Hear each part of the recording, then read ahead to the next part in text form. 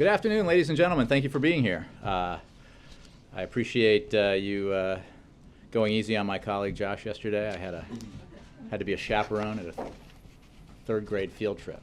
It's pretty great. Claude Moore Colonial Farm, if you haven't been, in Virginia. Very special place. I have no announcements except for that at the top, so I'll go to the Associated Press. Thanks, Jay. So there's a spokesman for the Afghan president who said today that the only deadline that matters with regard to the security agreement is the one that Karzai wants, which is he wants to get it signed next year when his successor is in office. Mm-hmm. The U.S. position is that it needs to be signed by the end of the year. Mm-hmm. So who's going to prevail? Let me say a couple things. One, we have long made clear that we need to get a bilateral security agreement done this year. We've made clear that it's imperative that we do it as soon as possible, and further delay is not practical nor tenable. The United States needs adequate time to plan a potential military mission with our NATO allies, and the Afghans have an election coming up and have said that they want certainty about whether the U.S. will be there to support them post-2014, both financially and with respect to training and their security forces. So this process has been undertaken now for some time, and the bottom line is that we need to conclude the agreement with signature between our two governments as quickly as possible, and certainly by the end of this year. Failure to conclude the BSA by that point would make it impossible for the United States and our allies to plan for a presence post-2014. And what we would say to the Loya Jirga is that we have negotiated in good faith. We've provided the assurances that President Karzai has sought, and we believe the text before the Loya Jirga represents a strong agreement for both parties. We have submitted our final offer. We have submitted our final offer on the text, and we hope the Jirga will not be left to think that we are open to rewriting it. It is time to get this done. Does the rift or the disagreement over when it should be signed, does that not sort of increase the prospects of a complete U.S.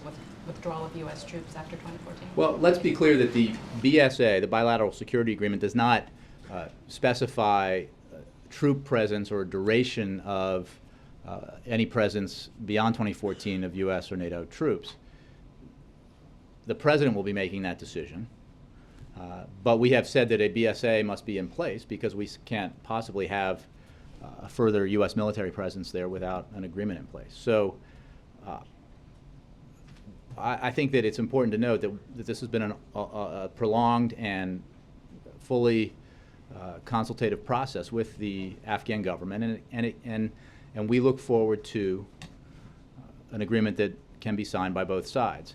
We need it done by the end of the year because we can't push it into next year and be expected to plan for a post-2014 military presence. On another issue, do you have any information on this 85-year-old American who is said to be detained in North Korea? I do not believe I have that. I'll have to take that question and get back to you. Steve. The negotiators are in Geneva talking to Iran. What is holding up the interim deal that most seem that you agree on?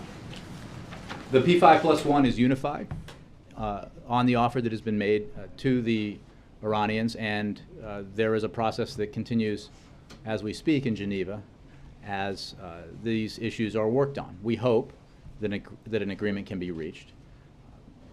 The Iranians decided they were not able to come to an agreement in the previous round, but we remain hopeful that we can reach an agreement with all of our P5+1 allies and the Iranians in Geneva. The fact is we're not reading out, hour by hour or day by day the meetings in Geneva, but we believe that the first round provided progress that indicated that it is at least possible to reach an agreement on this first phase, and an agreement that allows for a verifiable decision by Iran to halt any progress on its nuclear program and to roll back key aspects of it, as we've discussed.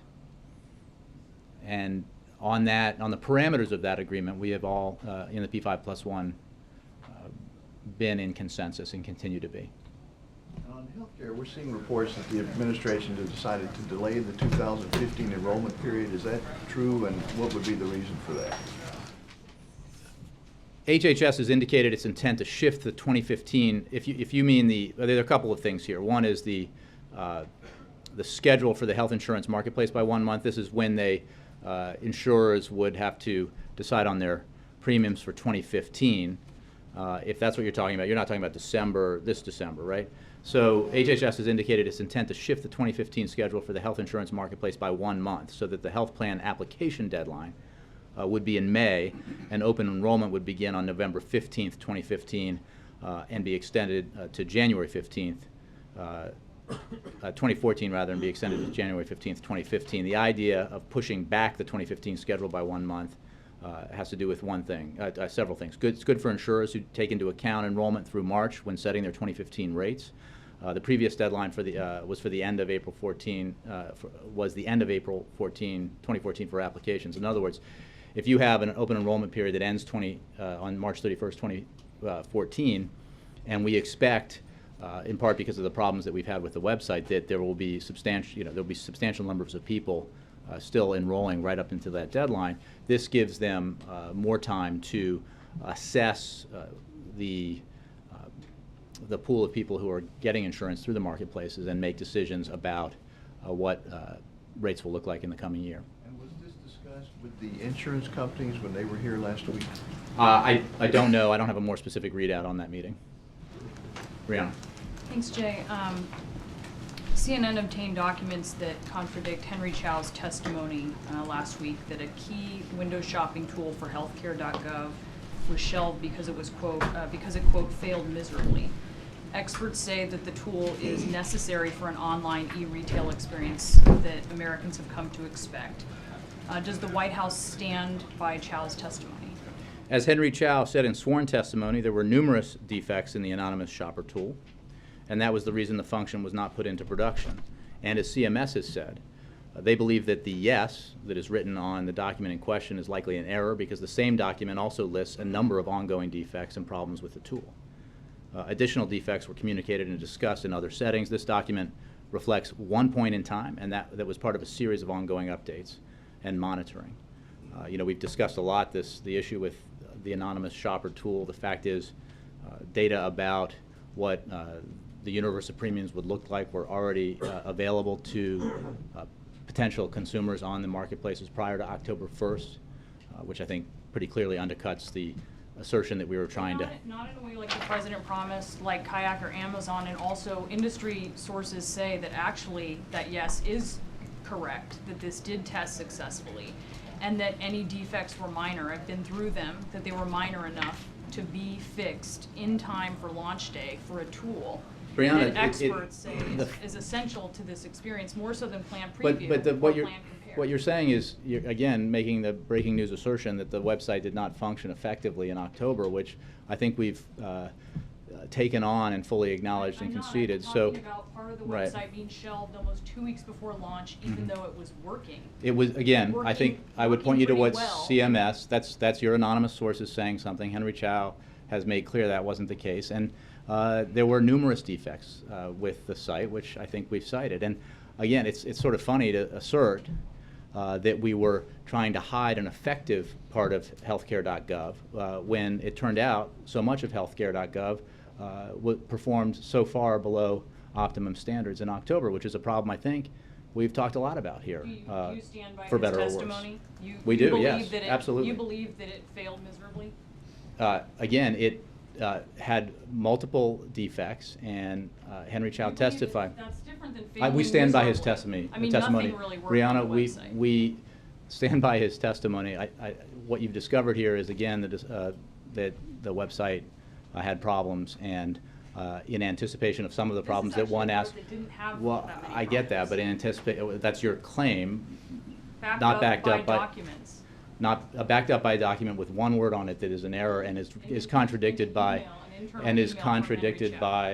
well, right, him asserting the facts, and it's contradicted by everything else in that document and everything else we know about the anonymous shopping tool. So the tool is really the key to President Obama's sort of vision that he laid out for the website. he said on launch day, just visit healthcare.gov, and there you can compare insurance plans side by side, the same way you'd shop for a plane ticket on Kayak or a TV on Amazon. That, of course, does not require establishing an account.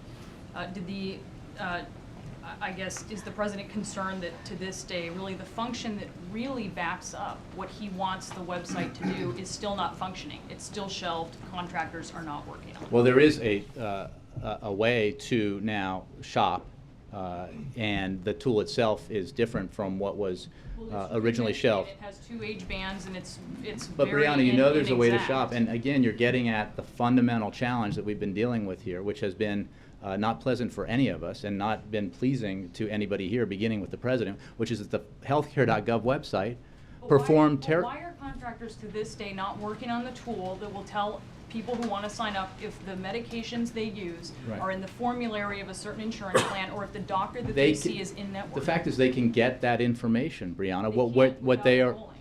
No, they can register. They can can't apply. They can't They without can going apply. through the registration and Correct. enrollment process. Well, no, they can apply and get the information that they need. The fact is, you're absolutely right that there are problems with the website, and we have been working 24/7 to improve the website. And I think that any fair assessment of the functionality of the website today No is one's that, working on this thing. Brianna, may I No answer one your is. question? It's shelved.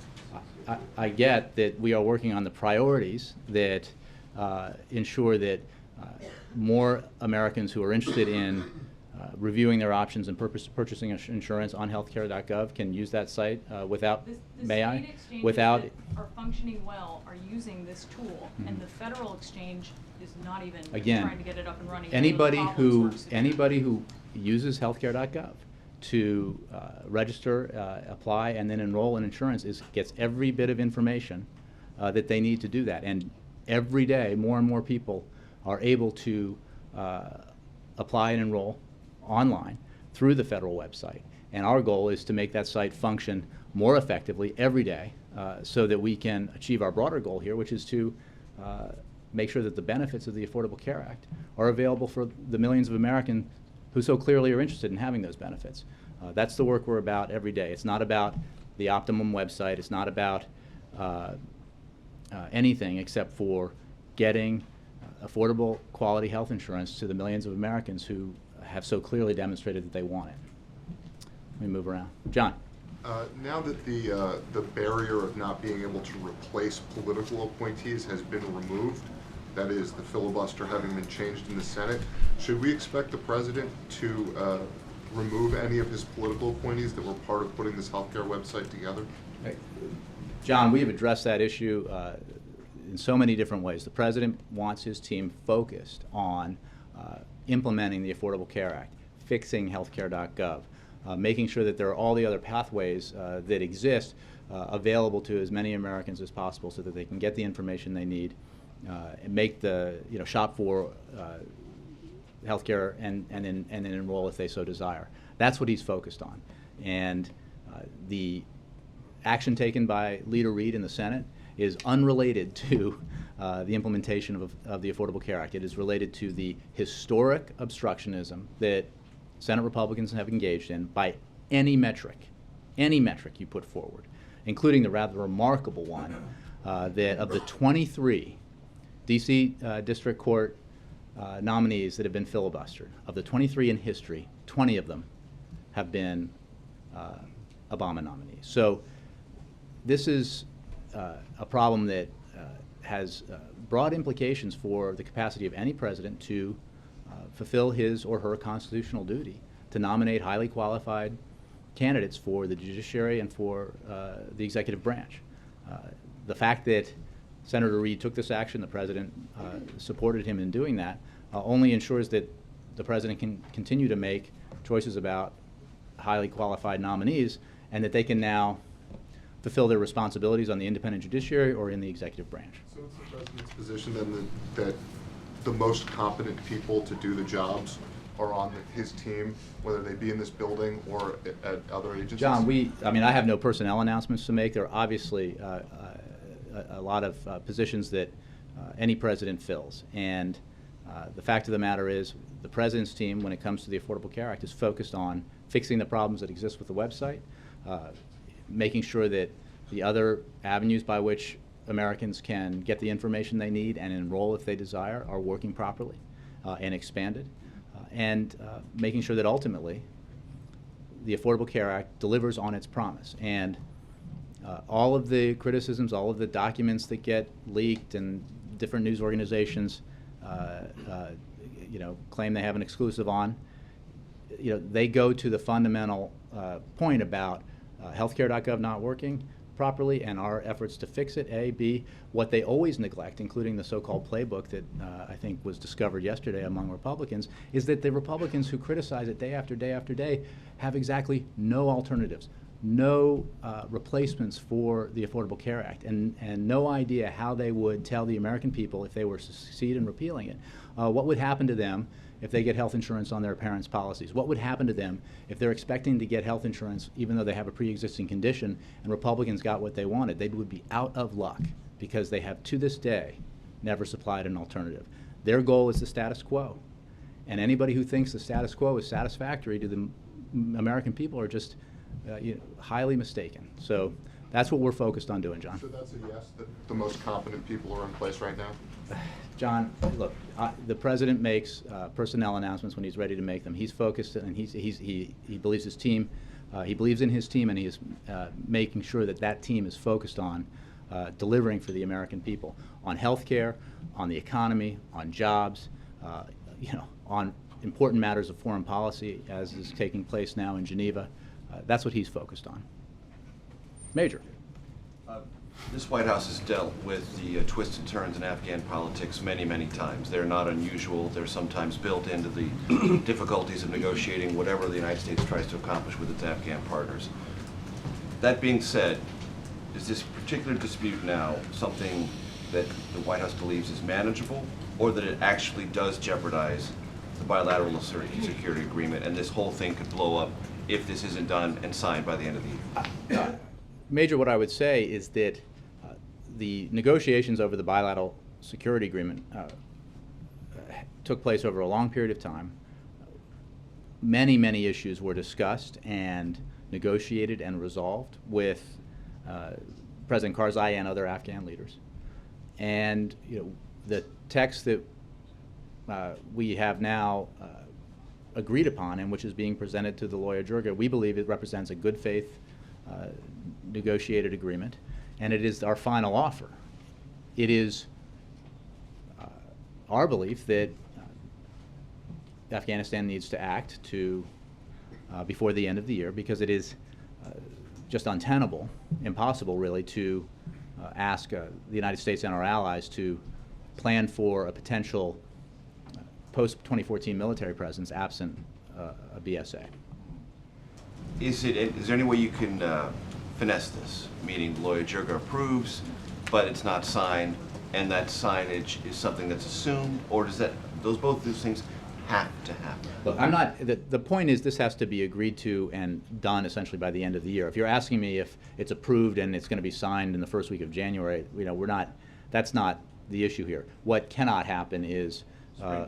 Right. I mean, you have elections in the spring, and it is simply untenable to accept the possibility that this would not be agreed upon by then or signed by then, because it would prohibit us and our allies from planning anything except for the drawdown, the 2014 drawdown. Yesterday, the majority leader announced on the Senate floor that the Senate would be taking up additional sanctions against Iran in December, and that he would be supportive of that effort. Mm-hmm. This indicates to me, and others following the story, that the administration is now, because things have bogged down in Geneva, eager to send Iran a signal that this may be the best deal you're going to get, and the Senate's going to come back here in early December and ramp these sanctions up. It seems to be a somewhat coordinated strategy now. Well, first of all, we've made, obviously, the effort that has gotten us to this point includes the building by this administration of the most comprehensive and punitive sets of sanctions that have ever existed. So this administration has clearly been very supportive of effective and comprehensive sanctions. It is because of that effort and the consensus the President built internationally that we have successfully changed Tehran's calculus. No, I understand, but the last At least couple of weeks apparently here, so. the emphasis has been on hold off, but Sure. now there's a green Well, I would light say being that signaled by the I majority of the think we need to force see in close what concert with this I White think we need to House. see what happens in the negotiations with the P5+1. First of all, and we are appreciative of the fact that the Senate has decided against taking any actions on sanctions while those negotiations are underway. It is our belief that Leader Reid, or our hope that Leader Reid will continue to give the President and our P5+1 negotiating partners the space they need to pursue these negotiations in the future if necessary. As I've said in the But you're past, not alarmed by the signal that would inevitably be sent by the Senate saying it's going to ramp up sanctions in December in the context of what's being negotiated right now in Geneva. I believe that the Senate has not acted while these negotiations are taking place, and we will see what happens coming out of Geneva, first of all. And we appreciate that for all the reasons that we've discussed, that we believe Congress ought to basically save for the most effective moment implementation or passage of new sanctions if they're necessary to try to change or affect Iranian behavior. Right now, the sanctions that have been put in place over all these years have had the impact they were designed to have, which is to persuade Tehran to rethink their approach to their international obligations and to at least suggest that they're interested for the first time in reaching an agreement with the international community that would allow for the verifiable decision by Tehran to give up any ambitions for a nuclear weapon. It is the President's policy that Iran must not be allowed to obtain a nuclear weapon, and it is his view, strongly held, that as Commander-in-Chief, he has to pursue the possibility that we can resolve that diplomatically. Because obviously the use of force, while never taken off the table, is a very serious proposition, A. B, but because the best way to ensure that Iran does not obtain a nuclear weapon is if Iran itself decides to give up that pursuit and decides in a way that ensures to the satisfaction of the international community that it can be verified through all the means that we have discussed when it comes to inspections and the like. So that's what's at stake here. That's what we're pursuing. If there comes a time when new sanctions would be effective, as we've said in the past, we would welcome that. We would think that would be helpful, as it has in the past. Congress has been a very important partner over these past several years in building up this sanctions regime to the point where it has been as effective as it has been. Vice President, stopped by the Fast for Families on the National Mall today to offer his support for those who are fasting on behalf of immigration reform. I'm curious, does the President have any intention to do that? Doesn't he have any thoughts about this particular form of political activism in the context of immigration reform? Well, I would say that the Vice President is reflecting the views of this White House and the President by visiting, as have other members of the administration. It is our strongly held belief that now is the time to act on comprehensive immigration reform. There is a broad bipartisan consensus in support of comprehensive immigration reform along the lines that the President outlined in his principles several years ago now, along the lines that has already been passed by a substantial majority of the U.S. Senate, a bipartisan majority of the U.S. Senate, along the lines that would pass today if John Boehner allowed legislation similar to the Senate bill onto the floor of the House. We know it would pass with Democrats and Republicans. All he has to do is bring a vote. Now, the Speaker has said that immigration reform is not dead. That is a good thing. It is a good thing for the country. It is a good thing for the economy. And political analysts say that would be a good thing for the Republican Party. But they have to act. And it's entirely appropriate for those who believe strongly, as we do, that this is an absolute priority to express their views and to make it known to members of Congress who are blocking this necessary reform that would be so helpful to our economy and helpful to our security and helpful to our future competitiveness, that it's time to get it done for the country, for their constituents, for the economy.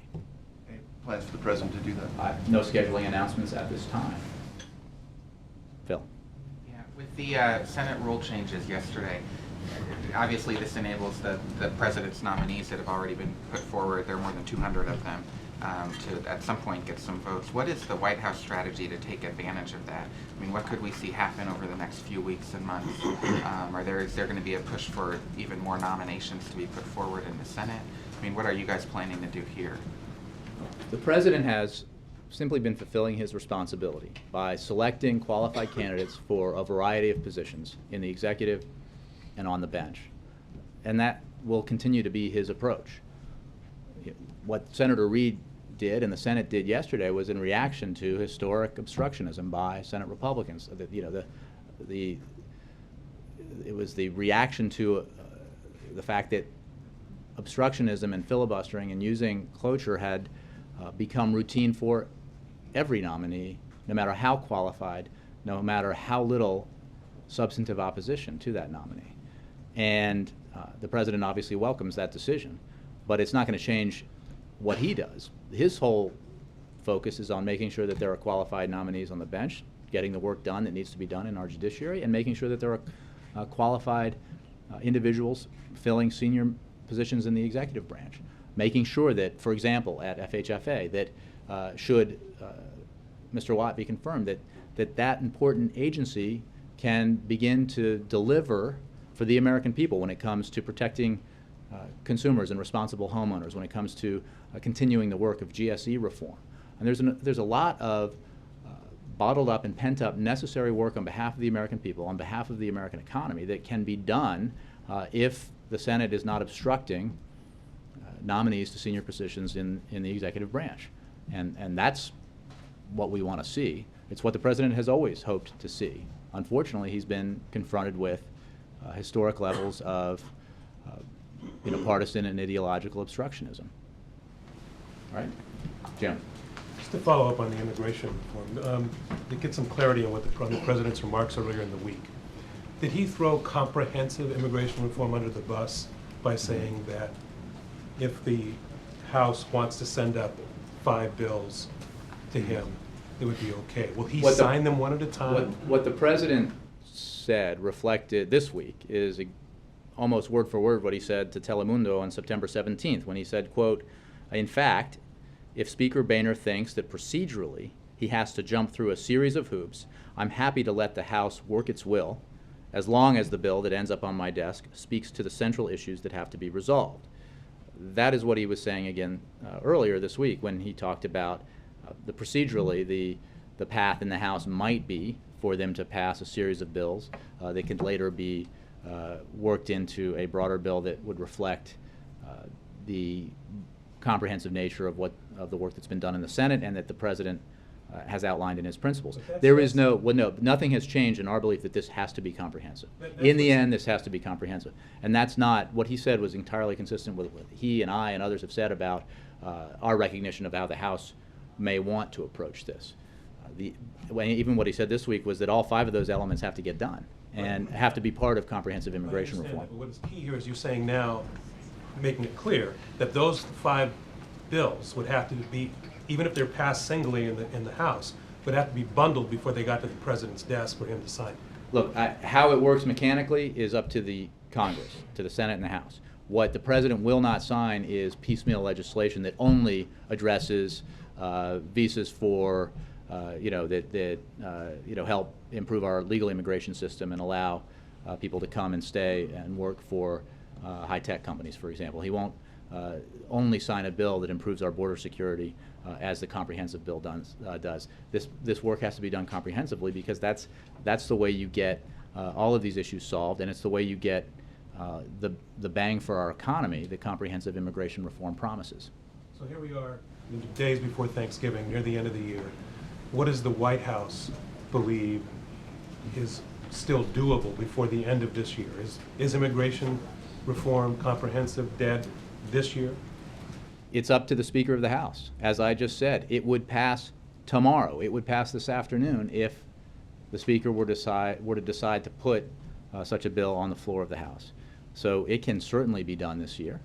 And a lot of effort and work has gone into getting us to this point. So this is not a case of trying to rush something right? I don't think anybody would argue that immigration reform is being rushed here. It's been an item that members of both parties have sought to accomplish for a long time now because of all the benefits we've talked about. I mean, the president really looks at this as part of an overall focus on broader economic issues, on growing our economy faster and having it create better and better paying jobs for the middle class under an overall goal of middle class security. So as I've talked about in the past, if Republicans who are concerned about the politics of immigration reform look at its conservative benefits when it comes to making sure employers are accountable, making sure that undocumented workers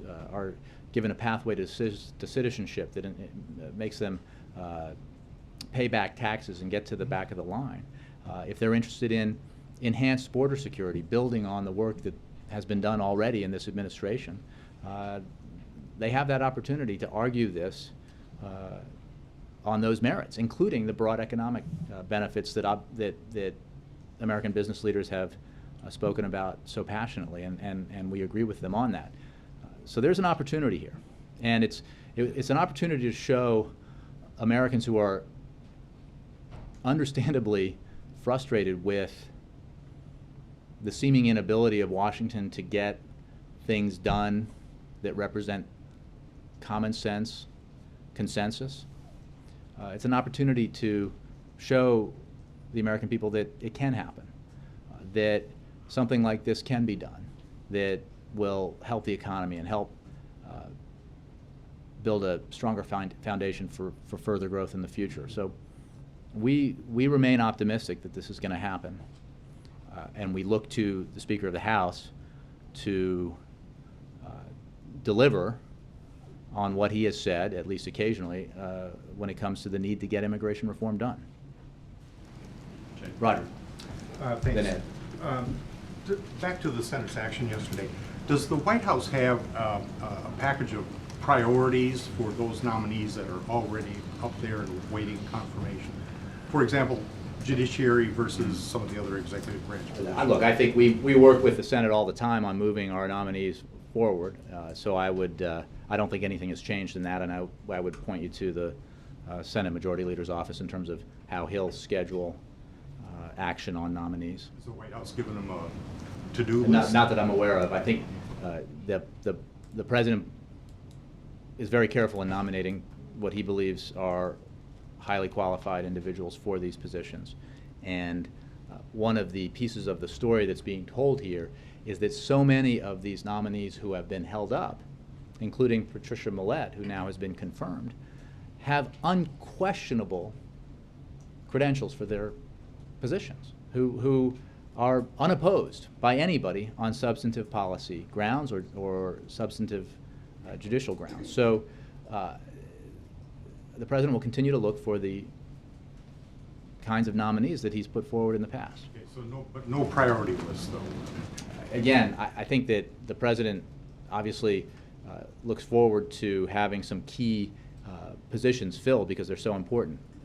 Jay Johnson needs to get confirmed so that we have Jay Johnson at DHS, Mel Watt at FHFA, and others, for example. There are many vacancies in the judiciary, and those seats need to be filled. And one other thing, does this action, does it help the White House accelerate its nomination process, and does it make it easier to find those qualified candidates? The second question is one you could only speculate about. I think there's no doubt that the kind of historic levels of obstructionism that we've seen in the Senate when it comes to the confirmation process has probably been discouraging for a lot of people, highly qualified individuals who want to serve. That's sort of wiped away. Well, I think it's certainly a welcome development that highly qualified individuals won't be held hostage to that kind of partisan and ideological obstructionism again. But the president's focus is on, again, finding qualified nominees who want to serve their country in different posts. Ted, back on healthcare, if it's okay to extend the deadline for 2015 enrollment this far in advance, why not extend enrollment for 2014, given the website issues that even some Senate Democrats have said they want to see, that it should go beyond March? The time period that we're talking about here when it comes to enrollment in the next year is much shorter than the 6-month enrollment period that was allotted for the initial year. As you know, it extends from October 1st to March 31st, and we are working 24/7 to make improvements to the website, to expand the channels of that are available, alternate channels for consumers to find information and purchase and health insurance, so that everybody who is interested in buying insurance on the marketplaces is able to in time for those enrollment deadlines. We believe we can meet that. But despite that 6-month time frame, there are Democrats like Mark Pryor and others who have said, just as you were saying on nominees, the president said yesterday, they've got a majority support. They should get a vote. You just said on immigration, there's common sense consensus, as you said on something. There's common sense consensus on extending the enrollment deadline for 2014. There are Democrats You're saying who that want the this. Republicans who want to do that, they really just want to fix ACA? Mark Pryor and the Democrats. Yeah, Do you but- think but they want to to get destroy them the? Do you think the Democrats want to destroy the law?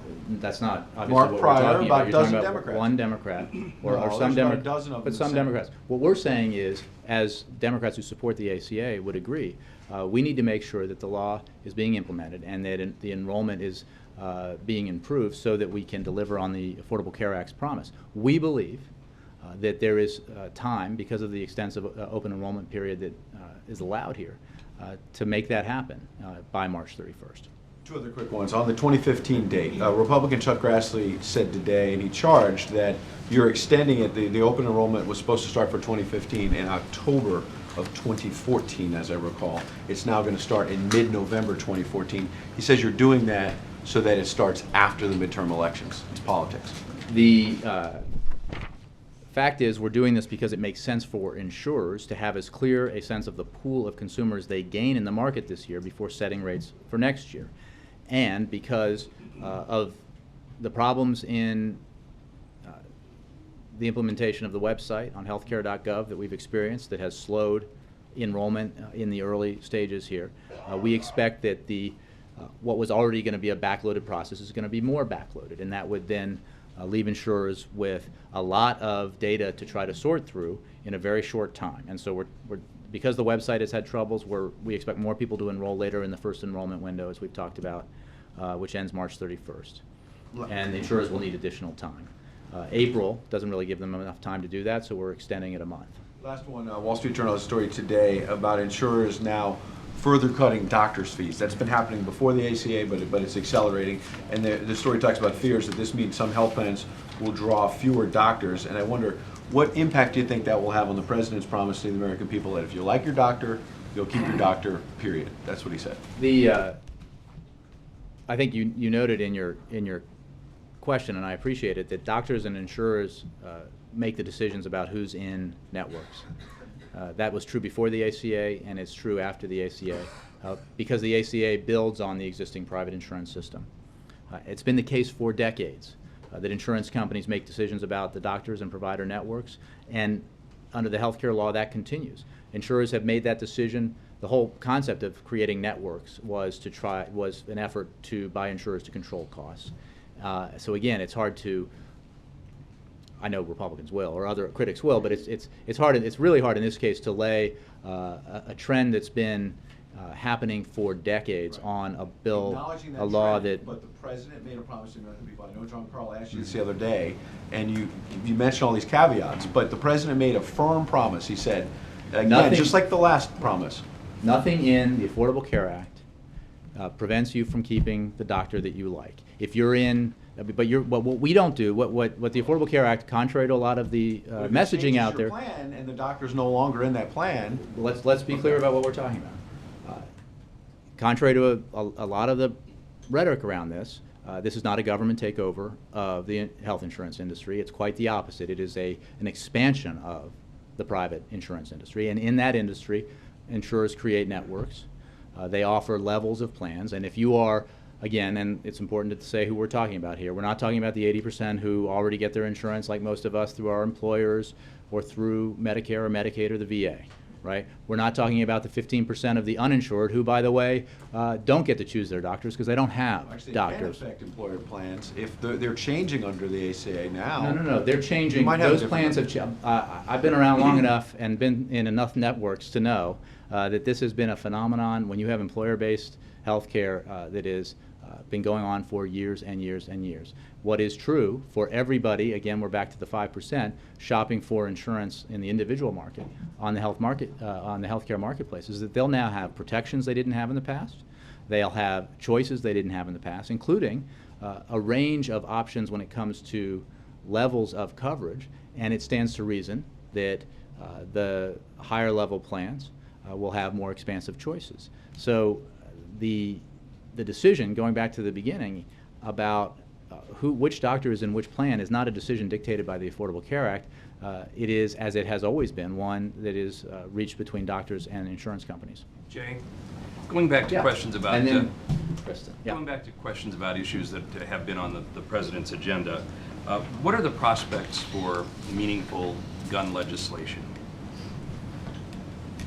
We continue to work to do everything we can through administrative action in keeping with the non-legislative portions of the common sense proposal the President laid out with the Vice President at the beginning of the year to do things that reduce gun violence in America. We were very disappointed, the President was very disappointed in the action taken by the Senate against the overwhelming support in states across the country, including very red states, of expanding background checks so that the system was coherent and effective.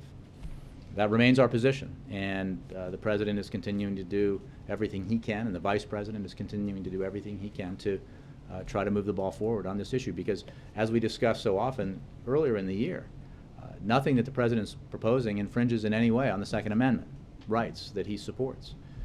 And that remains the case, and we hope that Congress will reconsider, the Senate will reconsider, and act on this very common sense proposal.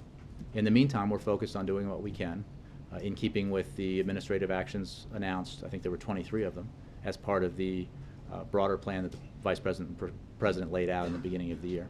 Can the people in Newtown, in Colorado, Wisconsin, these other places, expect the President to take another active go at this? Well, I think you have not seen the President shy away from his support for this. We haven't heard him talk about it lately. The fact is the President strongly supports common sense measures to reduce gun violence. He strongly supports, as overwhelming majorities of the American people do, expansion of the background check system so that there aren't giant loopholes in it.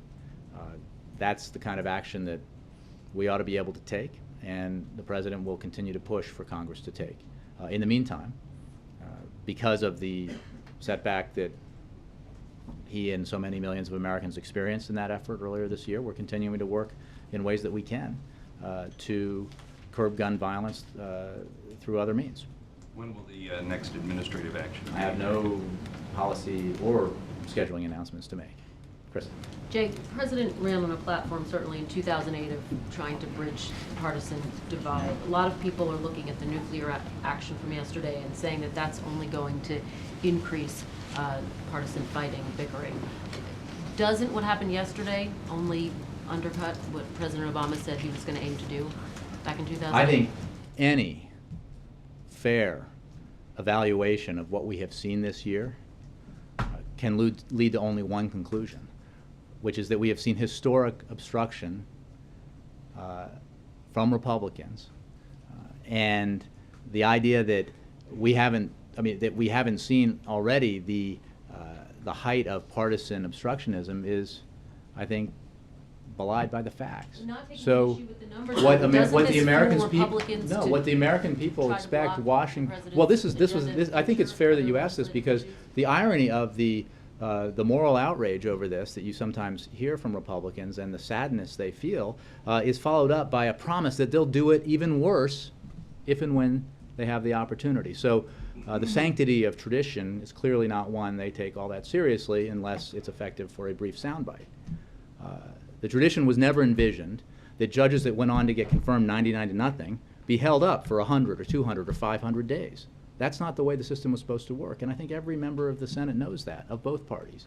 So what the American people are telling us day after day in your surveys and other surveys is that they want Washington to work. They want an end to the sort of blind partisan bickering and obstructionism, and that is necessarily make Washington work. It makes it work when we can get qualified individuals serving in courts that have empty seats. It works when we can get somebody like Mel Watt confirmed to an agency that has an important role to play when it comes to empowering and helping responsible homeowners and reforming the GSEs. It helps to get somebody confirmed to the incredibly important post at Homeland Security, both the number 1 and number 2 posts in that agency. A lot of work needs to get done, and the American people are just tired of.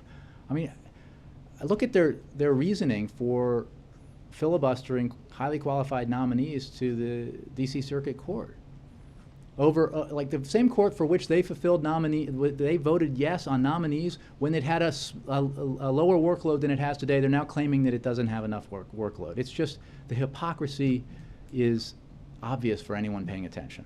Trent Lott, who pursued a similar course, said that he ultimately regretted that action. It's clearly too soon to regret anything, but to what extent is the president concerned that this could come back to bite him, to bite Democrats? The president believes that the American people want Washington to work and to stop, these excursions into, partisan gamesmanship that prevent Congress and Washington from getting pretty straightforward things done. And to the extent that this decision by Senator Reid improves that situation, the president thinks it's a good thing. I want to ask you about Iran and the P5+1 talks. You said P5+1 is unified. And I'm curious because after the last round of negotiations, France came out and said the deal's not good enough, it's not strong enough. So, well, no, I think you're conflating reports of things versus what actually happened. The fact is the offer France that was not on board with the deal that was coming together at the end of the last round. That's incorrect. The deal that Iran rejected was supported 100% by every member of the P5+1. That's a fact.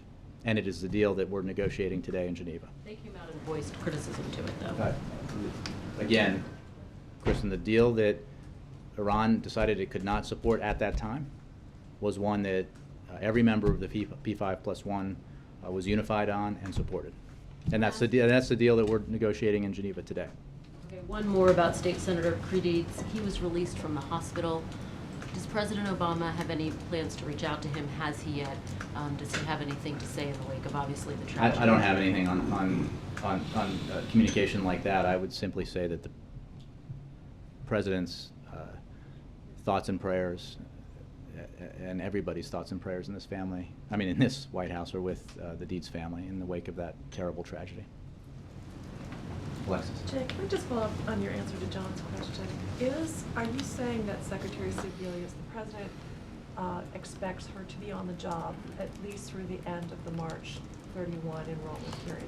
Is that what you were suggesting? I have no personnel announcements to make. You could ask that about every individual that the president appoints in the administration. What I can tell you is the president has confidence in Secretary Sebelius, and he wants his team, of which she is an important part, that's focusing on implementation of the ACA, to focus on implementation of the ACA.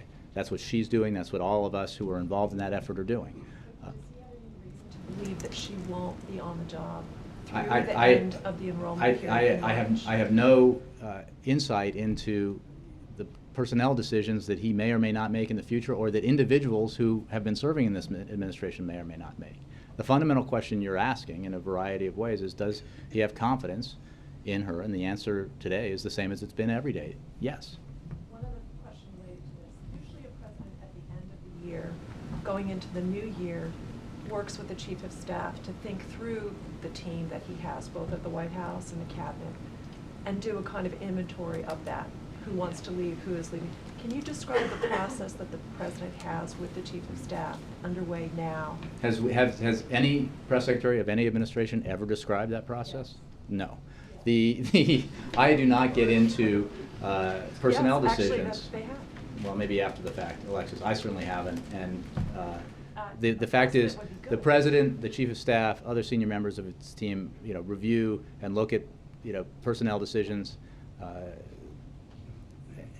all the time. And obviously, there is, as is the case in any administration, times when people decide they need to leave for a variety of reasons. And when that happens, the president and his team evaluate their options when it comes to successors.